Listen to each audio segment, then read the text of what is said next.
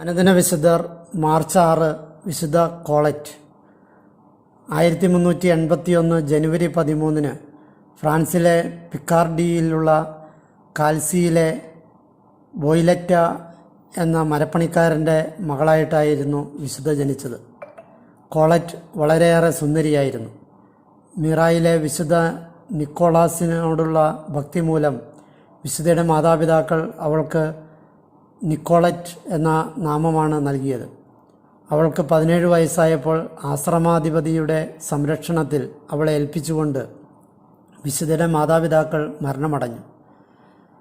ബഗുയൻസിൻ്റെയും benedictine സഭയിലുമായി തൻ്റെ ആത്മീയ ജീവിതം നയിക്കുവാൻ വിശുദ്ധ ശ്രമിച്ചുവെങ്കിലും അവൾ അതിൽ പരാജയപ്പെട്ടു.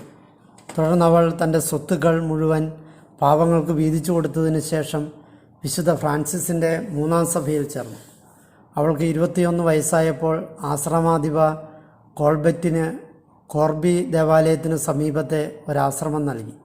അവൾ അവിടെ വളരെ അച്ചടക്കത്തോടു കൂടിയ ആശ്രമ ജീവിതം ആരംഭിച്ചു. കുറച്ചു കാലം കഴിഞ്ഞപ്പോഴേക്കും അവൾ വളരെയേറെ പ്രസിദ്ധിയാർജിച്ചു കഴിഞ്ഞിരുന്നു. ആളുകൾ നിരന്തരം വിശുദ്ധയുടെ ഉപദേശം തേടി വരുവാൻ തുടങ്ങി. വിശുദ്ധ ക്ലാരയുടെ 1-ാം നിയമം അതിൻ്റെ പരിപൂർണമായ അച്ചടക്കത്തോടുകൂടി വീണ്ടെടുക്കുവാൻ വിശുദ്ധ ഫ്രാൻസിസ് അവളെ ചുമതലപ്പെടുത്തുന്നതായി വിശുദ്ധയ്ക്ക് ദർശനം ലഭിച്ചു. എന്നാൽ ഇതത്ര കാര്യമാക്കാതിരുന്ന വിശുദ്ധ അതിനായി യാതൊന്നും ചെയ്തില്ല. ഇതേ തുടർന്ന് 3 ദിവസത്തോളം അന്ധയും 3 ദിവസത്തോളം ഊമയുമായി വിശുദ്ധയ്ക്ക് കഴിയേണ്ടി വന്നു.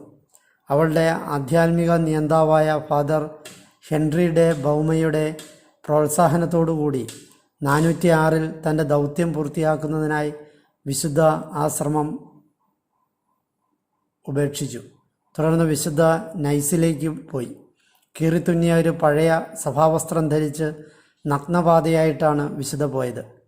മതഭിന്നതയുടെ കാലത്ത് ഫ്രഞ്ചുകാർ ബെനഡിക്റ്റ് 13 എന്ന പേരിൽ മാർപ്പാപ്പയെപ്പോലെ കണ്ടിരുന്ന പീറ്റർ ഡെ ലൂണായെ കാണുവാനായിട്ടായിരുന്നു വിശുദ്ധ പോയത്. അദ്ദേഹം വിശുദ്ധയെ സ്വാഗതം ചെയ്യുകയും പാവപ്പെട്ടവരുടെ ക്ലാര എന്ന് പരസ്യമായി വിളിക്കുകയും ചെയ്തു.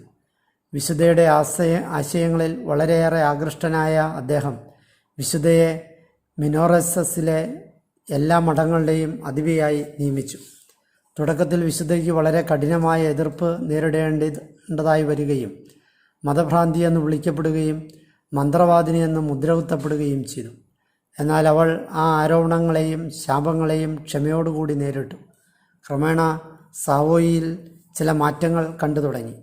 പ്രത്യേകിച്ച് അവിടെ വിശുദ്ധയുടെ നവീകരണങ്ങളോട് അനുഭവമുള്ളവരെയും പുതിയ അംഗങ്ങളെയും വിശുദ്ധയ്ക്ക് ലഭിച്ചു.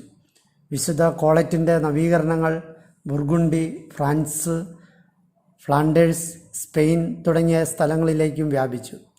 ഹെൻറി ഡെ ബൗമയുടെ സഹായത്തോടെ 1410 പാവപ്പെട്ടവരുടെ ക്ലാര സഭയുടെ ഭവനത്തിൽ വിശുദ്ധയുടെ പുതിയ നിയമങ്ങൾ സ്വീകരിച്ചു.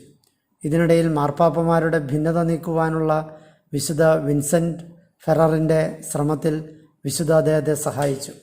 വിശുദ്ധ കോളറ്റ് 17ഓളം പുതിയ സന്യാസിനി ആശ്രമങ്ങൾ സ്ഥാപിച്ചു.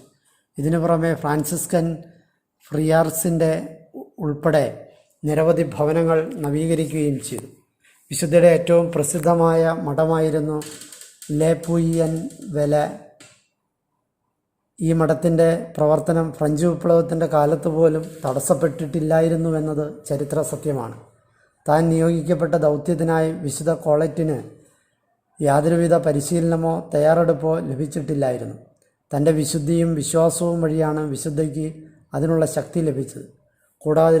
കൂടാതെ ഓരോ എതിർപ്പിനും തകർക്കാൻ പറ്റാത്ത ദൃഢനിശ്ചയവും അവൾക്കുണ്ടായിരുന്നു. അവളുടെ എളിമയും നന്മയും വഴി ബോർമോണിലെ ജെയിംസ്, ബുർഗുണ്ടിയിലെ ഫിലിപ്പ് തുടങ്ങി നിരവധി ഉന്നതരായ ആളുകൾ വരെ വിശുദ്ധയുടെ വാക്കുകൾ പിഞ്ചെല്ലാൻ തുടങ്ങി. വിശുദ്ധ ഫ്രാൻസിസിനെ പോലെ വിശുദ്ധ കോളറ്റിനും യേശുവിൻ്റെ സഹനങ്ങളോട് അപാരമായ ഭക്തിയുണ്ടായിരുന്നു. മൃഗങ്ങളോട് പോലും വിശുദ്ധ ദയയും ശ്രദ്ധയും കാണിച്ചു. എല്ലാ വെള്ളിയാഴ്ചകളിലും അവൾ രാവിലെ 6 മുതൽ വൈകിട്ട് 6 വരെ ഉപവസിക്കുകയും യേശുവിൻ്റെ പീഡാസഹനങ്ങളെക്കുറിച്ച് ധ്യാനിക്കുകയും ചെയ്യുക പതിവായിരുന്നു. നിരവധി മഠങ്ങൾ സ്ഥാപിച്ച വിശുദ്ധ ഫ്ലാൻഡേഴ്സിൽ വെച്ച് രോഗത്തിന് അടിപ്പെട്ടു. തൻ്റെ മരണത്തെക്കുറിച്ച് അവൾക്ക് ബോധ്യം ലഭിക്കുകയും തൻ്റെ അന്ത്യകുദാശകൾ യഥാവിധി സ്വീകരിക്കുകയും ചെയ്തു.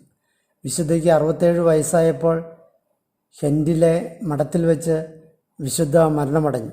ചക്രവർത്തിയായ ജോസഫ് രണ്ടാമൻ ആത്മീയ ഭവനങ്ങൾ നശിപ്പിച്ചുകൊണ്ടിരുന്ന കാലമായതിനാൽ വിശുദ്ധയുടെ മൃതശരീരം സന്യാസിനിമാർ പോളിഗ്നി മഠത്തിലേക്ക് മാറ്റി. 1807 അവൾ വിശുദ്ധിയായി പ്രഖ്യാപിക്കപ്പെട്ടു. പാവങ്ങളുടെ ക്ലാര സഭയിലെ ഒരു ശാഖ ഇപ്പോഴും കോളറ്റിൻസ് എന്നാണ് അറിയപ്പെടുന്നത്.